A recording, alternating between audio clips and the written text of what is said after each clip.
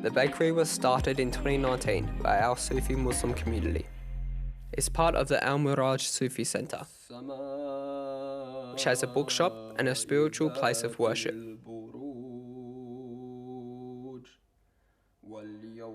Prayer is the main form of worship in Islam. It involves set movements and recitation of the Holy Quran, by which one can draw nearer to God and His mercy. We practice a devotional worship known as the dhikr, which involves rhythmic chanting. It's not anything crazy, it's just very beautiful, tranquil and humble. It's a breathtaking experience. Islam has a long history in Broken Hill. We even have the oldest mosque in New South Wales. It was built in 1887 by the Afghan Cameliers. There aren't many Muslims my age in Broken Hill today. I'm one of the only ones at my school. One of the things that has really helped me fit in is AFL. I love me footy. I play for the North Bulldogs. I like getting my hands on the ball and getting some good tackles in too. For a while, I really wanted to be an AFL player, to take it all the way. But now I have my sights set on something a little different. I'm currently doing a traineeship as a health service assistant. It's really hands-on and can lead into a career in the health industry. One thing that Islam has taught me is that it's important to have an honourable job, one that gives, not takes, and helps people in the community. I feel as though my faith has set me upon the right path. The ABC election team is so well plugged in. There is just no other team that brings that level of depth. With enormous brains. There's journalists all around the country. Regional, remote. On election night, we all come together. You will get the most candid reflections. You just won't find anywhere else. Accurate, clear, fast. And we're fearless. Experience matters. No one's going to concede defeat or declare victory until Anthony Green has called it. Trace and I, we're building a future. We're selling an idea of summers that never end. The company is called Lightwave, and we're making board shorts. It is my company, Trotter. Snapper's building an empire. Wait, this isn't what I came for. I'm coming home to you tonight. When did all this stop being fun? Barons starts April 24 on ABC or log into ABC iView. Secrets, lies and family ties. I'm Finn, Dennis's son. You have no idea what he's capable of. How do we know that you are what you say you are? The gripping new season of Smother, Friday on ABC TV and ABC iView. It doesn't change who you are. The Prime Minister told Parliament justice and humanity. W News live from Berlin. The battle for Ukraine's besieged port of Mariupol reaches a decisive stage. Ukraine's president warns that Russia could use chemical weapons against a city already devastated by heavy bombardment and thousands of civilian deaths. Also on the program, despite significant setbacks, Russian President Vladimir Putin says his forces in Ukraine will prevail against what he describes as the anti-Russian enemy. And gunfire at a New York train station leaves at least 5 injured and an attacker still at large.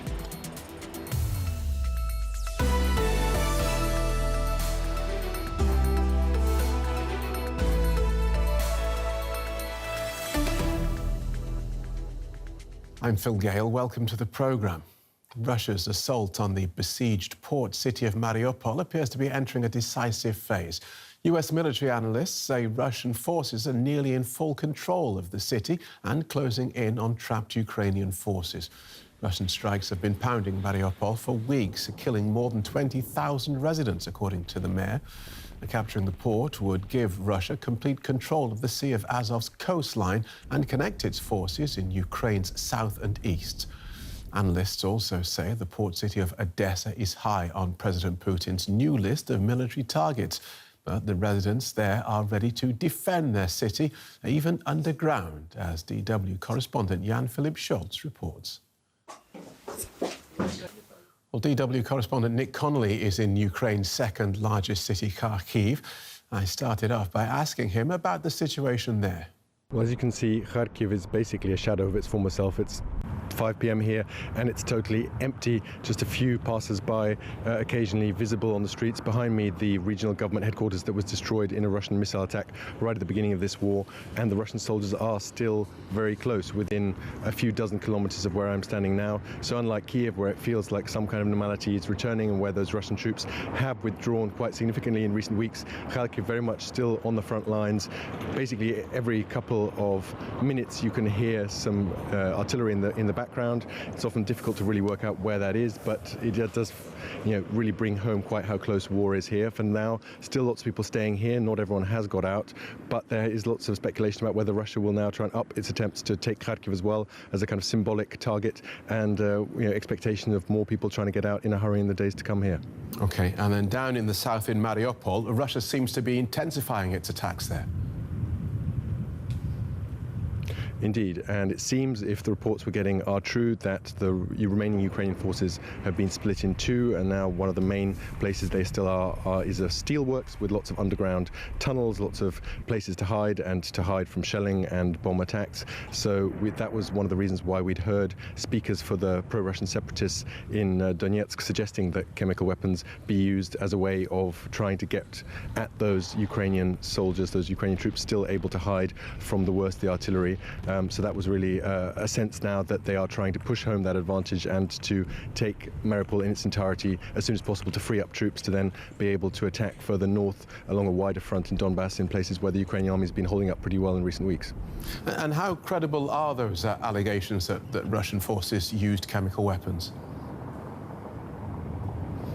Well, so far, we're just getting those reports from those Ukrainian battalions that are affected. They say a number of people were given medical treatment with stinging in their eyes, their throats. They were having problems breathing. It seems like no one has lost their lives in this alleged attack, but it doesn't surprise anyone. This is something that even the Western intelligence services have been preparing for, sending Ukraine large amounts of equipment to deal with chemical attacks. And after all, now have to remember that the Russian general in charge of this war has previously been in charge of Russian forces in Syria, a conflict where chemical weapons were used against civilians. So there's definitely the expectation here that that is not off the table, and that this is something that could be used by the Russian side if they feel like they're not making progress fast enough. Okay, thank you for that. Nick Connolly in Kharkiv. Well, Dr. Alexander Keller is from the Institute for Peace Research and Security Policy at the University of Hamburg. I asked him about the credibility of those claims that Russian forces had used a poisonous substance in Mariupol. Good afternoon. Well, it is certainly in the realm of the possible, but as we've just heard from your colleague on the ground, the evidence is very sketchy so far. Right. Investigators from the US and UK are said to be looking into this. How would they establish whether this was a chemical attack? Well, generally speaking, this is extremely difficult from afar. One would have to get conclusive proof by conducting an on-site investigation during which samples would be taken. This would be environmental samples, biomedical samples from those people affected by the attack. And those samples would then have to be analyzed and compared to known chemical warfare agents to be really certain that this is what has happened. So you would expect there to be viable samples still around? Well, perhaps not of the warfare agent itself, but over the years and decades, those states possessing chemical warfare agents, chemical weapons, which have by now practically all been destroyed under international verification. Those states certainly also know how these chemical warfare agents degrade and what then to look for after a week or a month after such an attack. War is inherently a terrible business. People get maimed or killed, lives get destroyed. What is it about chemical weapons that makes them apparently so much worse than conventional weapons? Well, to start with, chemical weapons are prohibited by the Chemical Weapons Convention. They kill indiscriminately and on that basis alone violate the principles of international humanitarian law, the laws of war. Right. So what is the likely international response if this is found out, if this is determined to have been a chemical weapons attack?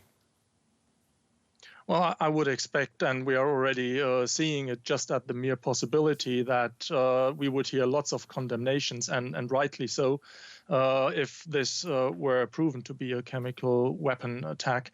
I would expect more sanctions to be not only discussed, but also to be enacted. And I would hope that states, the international community, would make use of the legal instruments that are available to hold those responsible for this to account. Because this idea of holding people to account for these sort of attacks has fallen somewhat into disrepute. Chemical weapons have been used in Syria, and no one has been held to account there. They've been used in attacks against enemies of Russia in the United Kingdom. Again, no one held to account. So beyond the condemnation, sanctions are already in place, and more sanctions are on the way. It's hard to see where Russia gets punished if this is found to be them using these prohibited weapons. Well, holding perpetrators for such horrible crimes and violations of the laws of war to account is a long process, and probably not so much in the eye of the public. This process actually works quite well until Russia gets a chance to block it. Russia has blocked the work of the OPCW in The Hague, holding perpetrators in Syria to account. Russia has blocked those or similar efforts in the UN Security Council with its veto.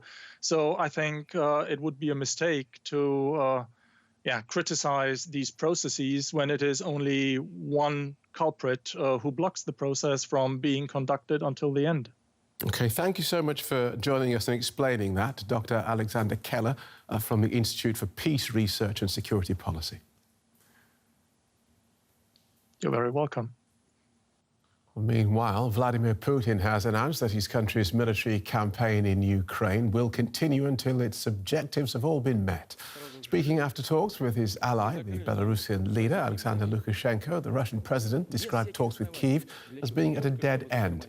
He went on to claim that his country is withstanding what he called the blitzkrieg of Western sanctions, and said rising prices would put pressure on Western leaders.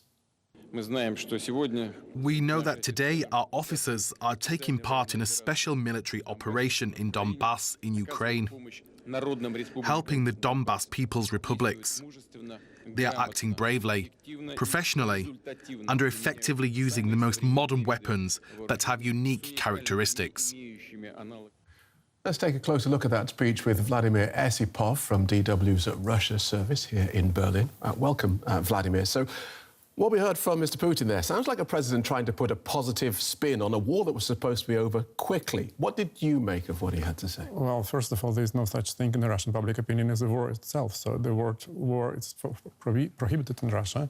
They're talking about special military operation in the Ukraine, and it was a highly symbolic step for President Putin to invite Lukashenko to this space launcher station in the Russian Far East, because today is anniversary of Yuri Gagarin's first flight to the space. It's a very important day for Russia in terms of Russian soft power from the world. So it's a very, very strong signal for the Russian domestic public and for the foreign audience as well, so from Putin. OK. Let's hear another clip from the speech. Here's Vladimir Putin sounding quite defiant about international sanctions. We are not going to be isolated. No one can be isolated in the modern world. Moreover, it's impossible to do with any country as huge as Russia. So, we will work with partners who want to cooperate. So, Vladimir Esipov, who is likely to want to cooperate with Russia? I would say who is likely to need to cooperate with Russia, because Europe's still buying Russian gas and oil, and there's a bunch of countries around the world who will be happy to buy more of Russian energy. Despite of the high prices in Russia, delivers more to the international markets like steel, like wheat, like agricultural products. But first of all, it's gas and oil, and there's a huge customer basis for this kind of commodities. Okay, so this public speech there, if this was the West, this would be a president who's trying to get public opinion on his side. What's he trying to do with this speech? He has already the whole public opinion on his side since years. So the Russian government and Vladimir Putin has a very tight grip on the Russian public opinion. So he does not make any campaigning for himself. The support is quite strong. And the parts of Russian public who are not supporting this military operation are just silent because they're silencing everyone and everything who is against the war. And the big part of the Russian public is supporting him openly, and they are pushing to support him as well, because I'm hearing voices from Russia of the governmental employers who are just pushed to show support for this war in the Ukraine publicly. And so when we see here these public protests and people saying stop the war, and we see them getting carted away and arrested, how are they viewed by the public in Russia? Do they sort of look at them and say, well, what war, or do they just see them as troublemakers? They are more than troublemakers. They are traitors in terms of Russian, in the Russian speech, in the Russian universe, in the Russian informational bubble. They are people who are working with enemies during the war, and they are labeled as the traitors. And there is no mercy for traitors. Right. The campaign in the east of Ukraine is said to be intensifying. We're hearing terrible reports of shelling and places just suffering utter destruction. How far does it look like President Putin is likely to take this? As far as he needs to go, as far as he wants to go, and I'm afraid we'll be witnessing more horror stories and more horror pictures from this region of the Ukraine in the future, and the worst is yet to come. Thank you so much for joining us, Vladimir Esipov from DW's Russia service in Berlin. We'll turn now to the United States, where authorities say at least 8 people were shot at a train station in New York and 13 others received other injuries. Police are still hunting for the suspect. The incident occurred at the 36th Street station in the borough of Brooklyn during the busy morning commute. Well, journalist Sebastian Hartig is in New York, and I asked him for the latest. Well, Phil, we just heard from an eyewitness who was apparently on that very subway car where this incident happened, and he described horrific scenes of panic in that subway car. Apparently, this smoke grenade went off on one end of the subway car, all the people scrambling to the other end of the subway car, and then the shots went off. Apparently, people lying in their blood as the subway was pulling into the next station, making it possible for people to get off. You mentioned several people injured. They've been brought to nearby hospitals. We have all kinds of law enforcement on the ground. We have New York Police Department. Of course, we have the FBI, because as of now, the suspect, who is said to have worn some kind of construction vest, as maybe construction workers on the subway would, and also a gas mask, apparently, is still at large. Police, of course, looking for that suspect right now. It seems to be a male. You can be sure that they're looking at all kinds of CCTV footage and license plate readers to find out which path that suspect took, and to get away from that crime scene. And the danger, or the fear, of course, now, is this a lone shooter, or is this potentially part of some larger plot? Was this potentially a terrorist attack, Phil? And what is being said about these undetonated explosive devices that we hear were found? Yeah, so first reports said that there were other devices. I mentioned the smoke grenade that went off, and there were reports that there were other devices, but the New York Fire Department now saying that they found more devices, but they were not active, so no active explosive devices at the scene right now. As far as we're hearing from the authorities, we don't know if this suspect might have other explosive devices with him, if he's planning to go to another location. What we do know, that this subway station in the south of Brooklyn, very much a working class residential area, people on their way to work this morning, not the kind of place that you would expect if you wanted to cause mass casualties, not the kind of place where you would be likely to go. It's not Times Square, it's not one of the big train stations, Penn Station or Grand Central here in Manhattan. So there were people on the train, of course. course, but it wasn't a super busy day, a situation on that train car, apparently. But what also has to be said, there, of course, at these neuralgic points in the city, as I mentioned, Times Square, for example, security has been stepped up considerably over the past weeks and months because there have been incidents at these places, recurring incidents. So this definitely a place where you would think that security wouldn't be as high, Phil. Thank you so much for that, Bastian Hartig in New York. We'll take a look at some more headlines from the war in Ukraine. And nearly 2/3 of Ukrainian children have been forced to leave their homes since Russia invaded 6 weeks ago. And that's according to the United Nations. Their latest report also expressed concerns over human trafficking and the sexual abuse of minors. Greece is planning to speed up exploration for natural gas in order to reduce its dependency on Russian imports. The country currently imports about 40% of its natural gas from Russia. Prime Minister Kyriakos Mitsotakis says he's cautiously optimistic about 6 areas in Greek territory with possible gas reserves. German President Frank-Walter Steinmeier has arrived in the Polish capital, Warsaw, for talks with the country's President Andrzej Duda. Discussions are expected to focus on the conflict in Ukraine. President Steinmeier's office said the trip was about promoting freedom, democracy and the rule of law. US President Joe Biden has told Indian Prime Minister Narendra Modi that seeking more Russian oil imports was not in the country's interest. During a video conference, Mr. Modi also revealed that he has spoken to the Russian and Ukrainian leaders and appealed for peace and direct talks. Advancing health security and many of the 300,000 refugees who have arrived in Germany from Ukraine have not been vaccinated against COVID. Cities across Germany are now trying to change that. DW has been to the Bavarian city of Nuremberg, where a roving bus is giving out shots. We'll take a look at some stories away from the war in Ukraine, starting in Taiwan, where the Defense Ministry has released a handbook advising people of what to do in the event of war. The online publication contains information such as where to find shelters and how Army reservists should report for mobilization. Authorities began drafting the guidelines last year amid an increase in provocations by mainland China.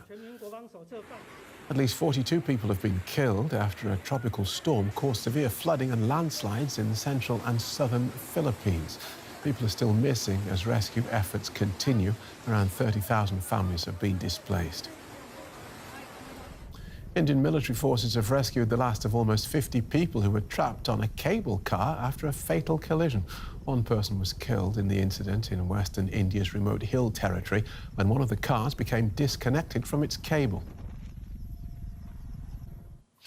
An Israeli police officer shot and killed a Palestinian in the Israeli coastal city of Ashkelon. It's the latest in a series of deadly incidents involving Israelis and Palestinians. Tensions are particularly high as Muslim, Jewish and Christian holidays converge this week.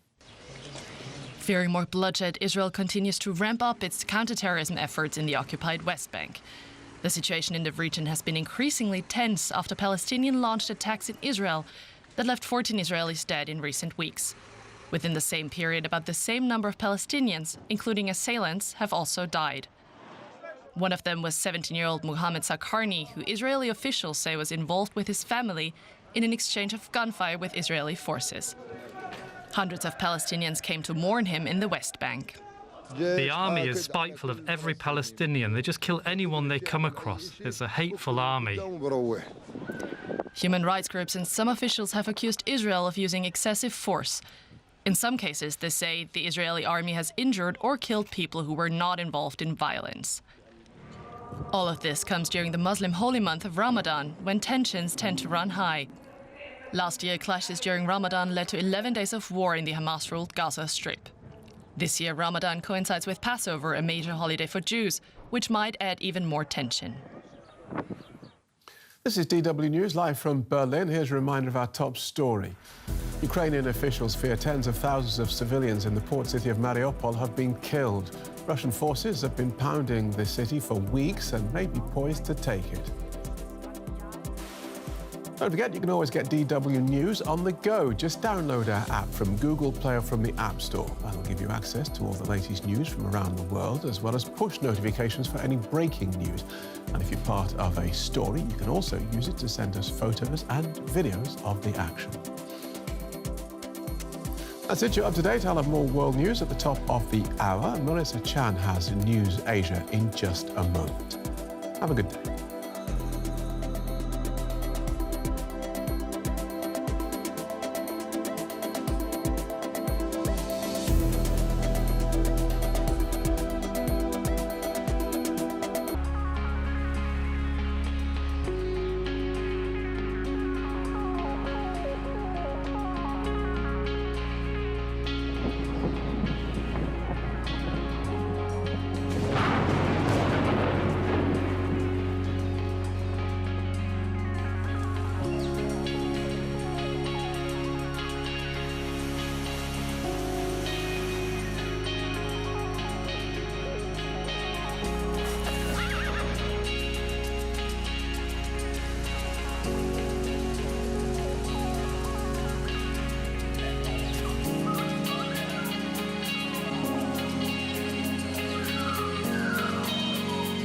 I've covered more than 80 elections for the ABC over the last 3 decades. Doesn't get better than Anthony Green, one of my favourite colleagues. Anthony Green is extraordinary. I've never seen anyone like him. He is absolutely unbelievable. His capacity to understand numbers as they're coming in and explain them. All of the politicians, from Prime Minister to Opposition Leader, waits for Anthony Green to call it. And an amazing asset to our election coverage. And I'm quite happy to continue to do it for a few more years yet. Next Tuesday, the community is saying, well, what are you guys doing? Pressure mounts for the newly formed committee. They probably had no idea what a massive task it was. It's difficult. A lot of paperwork. Nobody reads 40 pages of stuff. A lot of bureaucracy, a lot of admin. As the road to recovery becomes an uphill climb. People are getting frustrated, disillusioned. What the hell's going on? Can't help but think that we're just taking too big a bite of the apple. People's Republic of Malakuta, next Tuesday on ABC TV and ABC iView. This unforgiving land was once a lush prehistoric wonderland. Next Tuesday, enter an ancient realm and meet the scientists unearthing its extraordinary past. You find a dinosaur and you have to get an unlisted phone number. Solving the most baffling mystery. Dinosaurs of the Frozen Continent, next Tuesday 9:35 on ABC TV and ABC iView. This is the story you have been waiting to hear. Who's up for... The best family time viewing. Ready to go anytime. Get out there. Have a look. Sometimes you have to do the stupid things. You're onto something, aren't you? Entertainment the whole family can enjoy. Yes! Okay, you ready? It's always very exciting. Cheers to us.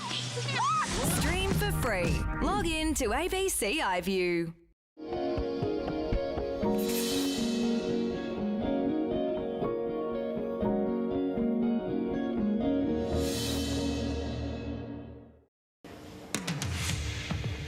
The Prime Minister goes on the attack with a promise to create more than 1 million jobs after Anthony Albanese's Day One campaign stumble.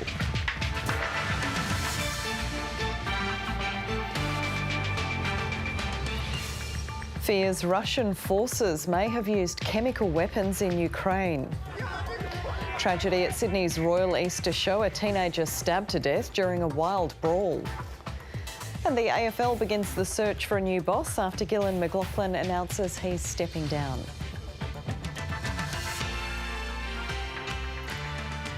This is ABC Late News. Hello, I'm Pamela Medlin. The second day of the federal election campaign has been dominated by fallout from the first. Labor leader Anthony Albanese's inability to recall key economic data is being used by Prime Minister Scott Morrison to warn voters against making the switch. Here's political editor Andrew Probyn.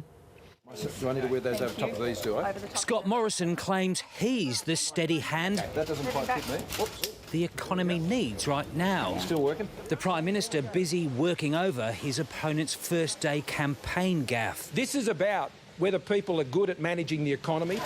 Backed up by his treasurer. Yesterday, Australians were reminded by Anthony Albanese of why he's out of his depth. It was a mistake. I wish it hadn't have occurred. Anthony Albanese still dealing with the aftermath of his Launceston letdown. I think it's 5.4. Sorry, I'm not sure what it is. The unemployment rate is 4%, not 5.4. A difference of about 200,000 jobs. Sure, he didn't know the number, but he didn't miss it by that much. He missed it by that much. I fessed up. I took responsibility. That is what I will do. This is a tough job, and it won't be easy under Albanese. The PM seeking to capitalise on the Labor leader's slip-up to claim the coalition would create 1.3 million jobs over 5 years. Less political pledge, more a natural function of the economy that'll have to rely on skilled migration, which has stalled during the pandemic. Did you come out in a 457? Yeah, 457, sir. Our migration program is set out in the budget. The cap is there at 160,000. There's no change to that. Mr Albanese's confirmed foreign workers will be needed to fulfil Labor's promise to have around-the-clock nurses in aged care homes. Skilled migration is in the mix. Anthony Albanese's early stumble has sent a ripple of concern through Labor ranks. They weren't gotcha questions that caught him out, but key numbers that underpin the debate about jobs, wages and the cost of living. Election campaigns aren't won or lost in the first week, but in the words of one of his frontbenchers, Albanese needs to tighten up and tough it out. I quoted the Ramones on day one of the campaign, so here's a Taylor Swift comment for you. My theory is shake it off. After all, the haters gonna hate. You want to shake hands? Hey. Andrew Probyn, ABC News, Canberra. Fears are growing about Russia's use of chemical weapons in Ukraine. The government in Kyiv says it's checking claims that a poisonous substance was used on Ukrainian troops in Mariupol. Russian-backed separatists deny using chemical weapons in the city, but an earlier statement by the group indicated this was under consideration. Europe correspondent Isabella Higgins reports from the Ukrainian capital. Russian militia are moving through what's left of Mariupol. 6 weeks in, the fight for this strategic port city is intensifying. Ukrainian forces say they're still holding their positions and destroying Russian tanks, but they're preparing for the final battle. Soldiers from Ukraine's far-right Azov battalion say a Russian drone dropped a poisonous substance in the city. The claims have yet to be verified and no serious injuries have been reported.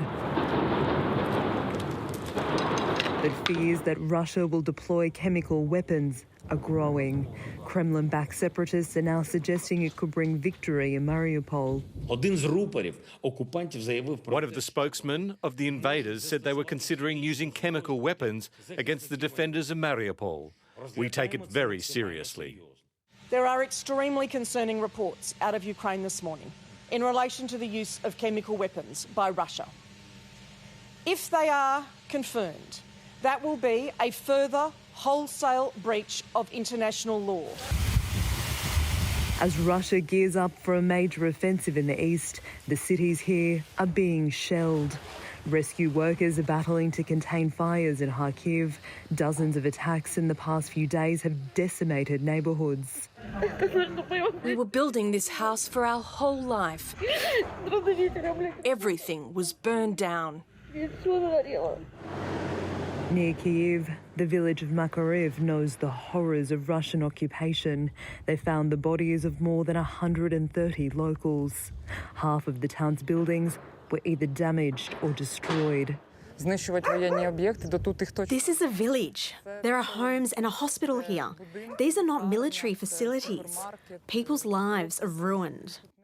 In these towns and villages, you get a sense for how indiscriminate these attacks have been. Houses, community halls, supermarkets, even a kindergarten have come under fire. For some, it's impossible to consider rebuilding the life they knew. Vitaly Shribak's 25-year-old wife was killed. Everything died for me. My entire existence doesn't make sense anymore.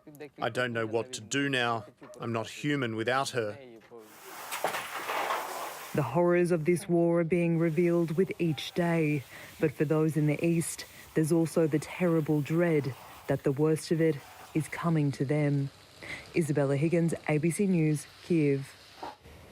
Regional Victoria has been announced as the host of the 2026 Commonwealth Games. The state was asked to host after no other cities in the Commonwealth made a bid. The opening ceremony will be at the MCG as it was in 2006 before the Games moved to 4 regional hubs in Geelong, Ballarat, Bendigo and Gippsland. Australian Olympic stars like Ariane Titmus and Emma McKeon could be joined by global athletics stars like Jamaican triple Olympic gold medalist Elaine Thompson-Herah and Kenyan marathon king Eliud Kipchoge. Now, the Commonwealth's actually really well represented for track and field because, for me personally, running against the Kenyans, so they're strong in the distance events, but also the Jamaican sprinters. So, we've really got, we will actually be seeing some of the best athletes in the world on the track here in Ballarat. The Victorian government is yet to say how much the Games will cost. Sydney's Royal Easter Show remains a crime scene after a teenage boy was killed near the main rides. He was stabbed during a violent brawl that erupted between rival gangs. A warning, this report contains confronting vision. A wild brawl unfolds at the Royal Easter Show. Teenagers kicking and punching each other in front of families with young children. The punching continues here before a knife is drawn by the boy in the darker shirt. In amongst the crowd, a 17-year-old was stabbed in the chest. Get back! He died on his way to hospital as revellers were cleared out. He worked at one of the rides here at the Easter Show and, it was pretty helpful. He loved doing his job and he was just friendly to everyone. His auntie posted on Facebook, "May you rest peacefully. Love you." We believe that there is someone who we still need to identify that is responsible for the stabbing. The alleged victim's 15-year-old brother was handcuffed and taken into custody for his part in the melee. A 16-year-old boy is also recovering from being stabbed in the leg. The main rides are closed today with part of the Royal Easter Show now a crime scene. Police believe this attack was targeted and gang-related. Those who run the event have denied suggestions their security measures have failed patrons. No, I don't believe it has failed. We've got metal detectors at our gates. We've got an increased police presence. We've got our own security guards that we have roaming throughout the site as well. With 77,000 people pouring through the gates yesterday, authorities admit it's impossible to check everyone. We apologise. It was an horrific experience for anybody that had seen it. It's unclear when the main carnival will reopen. It's really sad to hear that, that what happened last night. A horrific start to the school break. Mark Reddy, ABC News, Sydney. A simple cough test on your mobile phone could be the COVID test of the future. One of the world's biggest pharmaceutical companies, Pfizer, has made a $100 million offer to buy a Brisbane startup that claims to be able to diagnose COVID-19 by the sound of a cough. A cough contains more information than you'd think. What we've found in our research is that cough sounds provide us information about what's going on inside your lungs. And that's led to the creation of ResApp. We start off by asking a date of birth. It claims to be able to pick up whether someone has COVID-19 by assessing 5 coughs into the phone. We're at 92% sensitivity, so that means that we identify 92% of people who have COVID just through their cough sounds. The app has sparked worldwide interest, with Pfizer now wanting to buy the Brisbane startup for $100 million.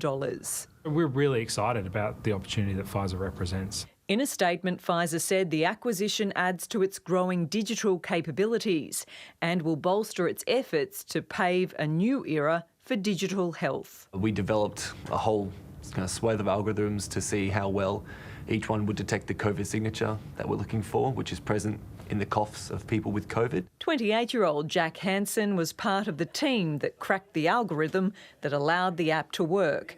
He's pleasantly shocked by the Pfizer deal. That was past any of my expectations. I expected at most a collaboration or some investment in our company, but not a buyout. That's an amazing outcome. The company says negative results are 99% accurate, but a positive result should be confirmed with a PCR or rapid antigen test. And if you don't have any symptoms, the cough test is only 50% accurate. So there's still a lot to do before smartphones become a testing device. The company needs to conduct more clinical trials before it can get approval from the regulator. We're engaging with the regulatory bodies to make sure that we build the evidence that they require to get approval sometime in the future. Louisa Rebgetz, ABC News, Brisbane. The US President has announced new regulations to stop the spread of so-called ghost guns. The rule would make it illegal for businesses to manufacture kits that can be bought without a background check and assembled into working guns. A felon, a terrorist, a domestic abuser can go from a gun kit to a gun in as little as 30 minutes. Buyers aren't required to pass background checks because guns have no serial numbers, these guns. When they show up at a crime scene, they can't be traced. The new regulations are expected to be met with heavy resistance from gun groups. Princess Anne is winding up a whirlwind tour of Papua New Guinea to mark her mother, Queen Elizabeth's Platinum Jubilee. Recent royal trips have forced the monarchy to confront the legacy of colonialism. But as PNG correspondent Natalie Whiting reports, Princess Anne got a warm welcome on her visit to the Pacific nation. Princess Anne is receiving the royal treatment in Papua New Guinea. At a local school, the country's cultural diversity was on show. Myself, I'm so excited, so I dressed in my culture. I feel very emotional, about to cry. I feel really proud. Cheering crowds welcomed the princess at every stop, with people desperate to catch a glimpse of her. On a walk through a traditional village, some got closer than others. Princess Anne is the latest member of the monarchy to be dispatched as part of the celebrations for the Queen's Platinum Jubilee. A recent royal visit to Jamaica faced some pushback amid calls for reparations for slavery and for that country to become a republic. But here in PNG, the princess has received a warm welcome. As other countries might look at departing from the Commonwealth or from having a queen as their monarchist or head of state, Papua New Guinea is looking the opposite direction in embracing what we have. Princess Anne was even taken to the site where a British protectorate was declared in 1884. This hill is where the link between our people, our country, the monarch and the Commonwealth began. The Queen is on safe ground here. And I'm sure she would be delighted and thrilled to know of your continued support and enthusiasm and prayers. So thank you. The royal visit will wrap up tomorrow. Natalie Whiting, ABC News, Port Moresby. The Disability Royal Commission has heard that workers in a supported employment system have been paid as little as $2.50 an hour. Thousands of Australians with disability are employed in so-called enterprises. Advocates say it's time they were paid the minimum wage. National Disability Affairs reporter Elizabeth Wright has more. Greg Tucker has been working in an Australian disability enterprise since November 2019. I was only getting paid $2.50 an hour. The Victorian man gave evidence of his experience at the Disability Royal Commission hearing into Australian disability enterprises. About 20,000 people with disability are employed by ADEs and paid wages as low as $2.37 an hour. It is not fair and not reasonable to expect people to work for as low as $2.50 an hour. It is not okay, and I completely understand why people would refer to that as modern slavery. Once known as sheltered workshops, there are about 600 Australian disability enterprises operating across the country. The companies compete for contracts, and people with disability do jobs like gardening, laundry, packaging, catering and cleaning. Those multi-million dollar contracts pay for everyone else that works in the ADE system to be paid properly, but they are all based on the very, very low wages of the people with intellectual disability who are there. The peak body for Australian disability enterprises will give evidence tomorrow. They're expected to be questioned about conditions and wages, both long-running issues. Gavin Berner started work at an ADE in 1990. He was paid 40 cents an hour to begin with, and it barely changed when he got a promotion. As a team leader, so I went from 40 cents an hour to $1 an hour to work there. 30 years later, Gavin is in open employment and paid like his non-disabled colleagues. I'm as good as the next person sitting by me. There was a time and a place for ADEs, and now I think it's time for them to evolve into something new. Another push towards parity. Elizabeth Wright, ABC News. After a 2-year hiatus, Australia is about to reopen to international cruises. The federal government's ban as part of its pandemic response has cost the economy $10 billion and thousands of jobs. So for workers in the industry and many travellers, the ships can't set sail soon enough. Amber Jade Smith has just won her first contract to work on a cruise ship. It's honestly a lifetime opportunity that I'm so lucky to have achieved.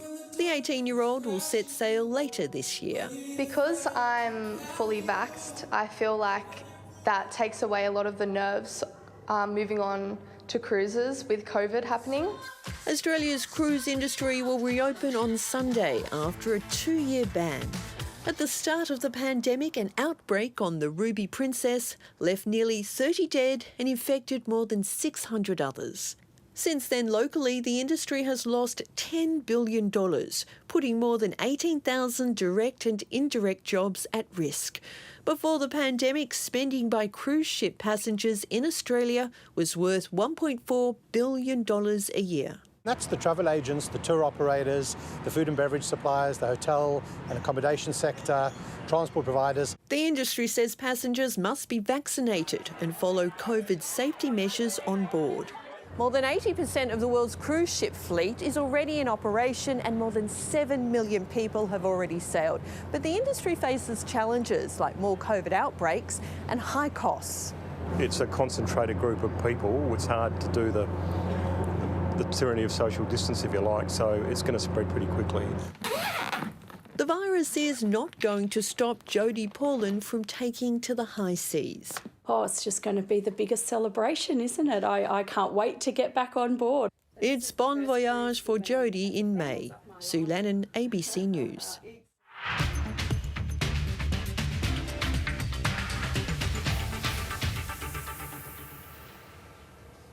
The AFL has begun the search for a new CEO after Gillon McLachlan announced he's stepping down from the role. He'll leave the top job at the end of the year after 9 seasons at the helm and has been widely praised for his stewardship of the code, which saw the creation of a women's competition and, more recently, the pandemic upheaval. Usually measured in front of the media, Gillon McLachlan became emotional as he made the announcement in front of his family. The responsibility's never been lost on me. And I feel good that the game's in better shape now than when I took over, but the scoreboard for the others will be for others to judge. The decision didn't come as a surprise to Chairman Richard Goyder. We're not happy with that decision, but completely supportive of it, if you get the sense. McLachlan rose through the ranks of the AFL, serving as Andrew Demetriou's deputy before succeeding him in 2014. His 8-year tenure has been tumultuous. His handling of the Essendon doping scandal caused a rift with the club, and he was criticised for being too slow to crack down on widespread booing of Indigenous champion Adam Goodes. It's obviously hurting Adam, but it's hurting a lot of people in our industry. On the bright side, McLachlan oversaw the landmark introduction of the women's competition. It's a new era in our great game. Under his direction, it began 4 years earlier than planned. Having retired in 2021 with 5 seasons under my belt, I'll be forever grateful for AFLW coming that little bit earlier as a player and Yeah, certainly Gil's had a massive impact on the whole industry during his time as CEO. He's also had to navigate a pandemic, which forced the grand final interstate for the first time. It wouldn't be in the best interests of the community to host a grand final at the MCG this year. Now, he says, is the right time to move on. And I feel good about the fact that, that's the right time, and I've got a plan with Richard and the Commission for this year. That plan includes signing a new broadcast deal and a new pay deal for the women's competition. In regards to the hourly rate that what women get paid needs to be lifted. At the moment, most players, if not all, get paid what a rookie AFL men's player get paid. And he'll still oversee a final call on Tasmania's bid for an AFL team.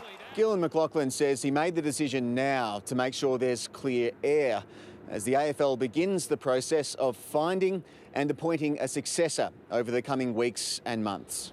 The 49-year-old says he has no idea what's next, but his family will be front and centre. Tom Maddox, ABC News, Melbourne. The Matildas have made it 2 wins from 2 against New Zealand, and it was a far more convincing performance this time in their 3-1 victory in Canberra. Australia dominated the first half and opened the scoring with a Sam Kerr header from the corner. Just seconds later, the Matildas had a second through Hayley Raso. Kerr found the back of the net again to give the home side a 3-goal lead.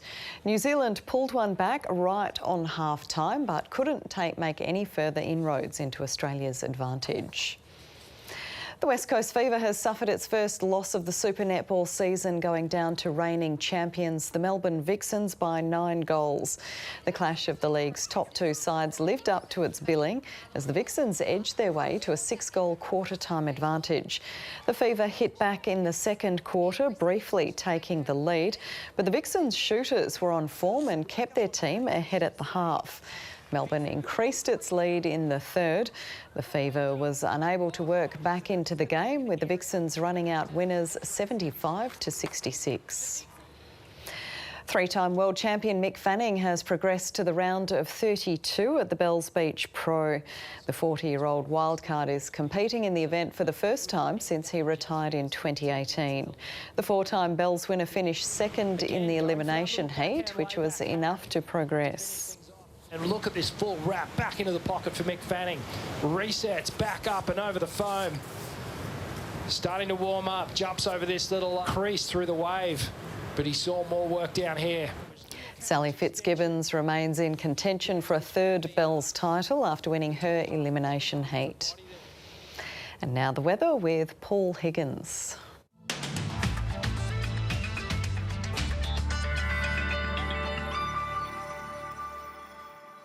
Some more showers tomorrow for Queensland's North Tropical Coast and the far north of the state, and showers are going to move westwards across the top end. They'll also develop over the northern and eastern Kimberley. A few showers along the way for the New South Wales coast, moving into southeast Queensland with an upper low. Thunderstorms as well. More showers and storms in southeast and western Australia, but they look like easing and moving out to sea. In Queensland, sunny over southwestern and central parts, a shower or two elsewhere, especially in the southeast and the coast north of Ingham. In Brisbane, afternoon showers and thunderstorms. Mostly sunny over New South Wales, apart from those showers along the coast and adjacent ranges north of the Illawarra. Thunderstorms over the northeast inland. In Sydney, 5 to 10 millimetres with showers, partly cloudy in Canberra. After early fog patches in the west and northeast of Victoria, it'll be mostly sunny. In Melbourne, partly cloudy. For Tasmania, we're expecting a few showers in the far south, also on the west coast, but it should be a partly cloudy day in Hobart. For South Australia, showers, gusty thunderstorms over the west coast and southern northwest pastoral districts, but in Adelaide, a sunny 28. In the west, showers and storms over eastern parts of the southwest land division, southern goldfields and the far south of the south interior and the Eucla, partly cloudy in Perth. Showers and thunderstorms over the eastern and northern Kimberley. In the Territory, there's a slight chance of showers and storms north of Renner Springs, but a high chance over the top end, including Darwin in the afternoon. And that's ABC Late News. I'm Pamela Medlin. Thanks for your company. Good night.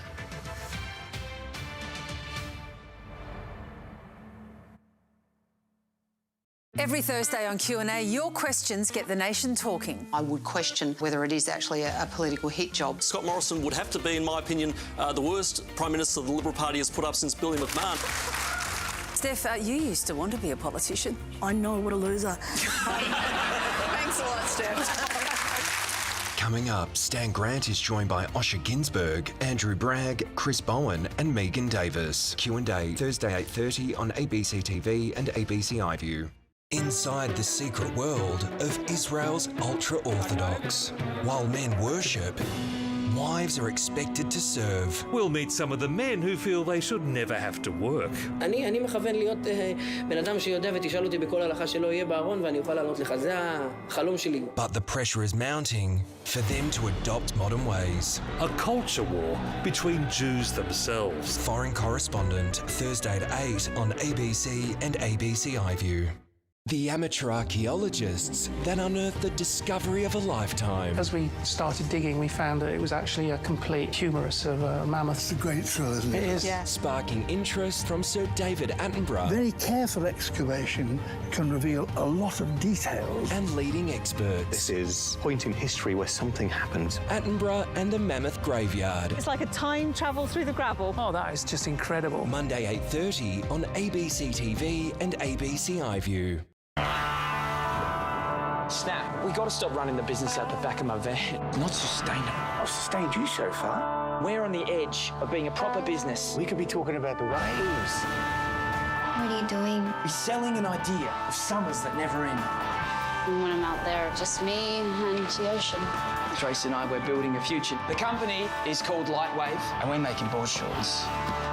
What about loyalty? What about friendship? Well, this is war. Don't worry, it's okay. Lightwave shorts! I'll be coming home to see you today. Lightwave victory. Bedford is my company. Snap is building an empire. Wait, this isn't what I came for. Show me who you really are. I'm coming home, I'm coming home, I'm coming home to you tonight. When did all this stop being fun? Barron's starts April 24 on ABC or log into ABC iView. Anzac Day. Commemorate with us. Tune in from 4:30 for a full day's coverage, starting with the dawn service live from Sydney. Then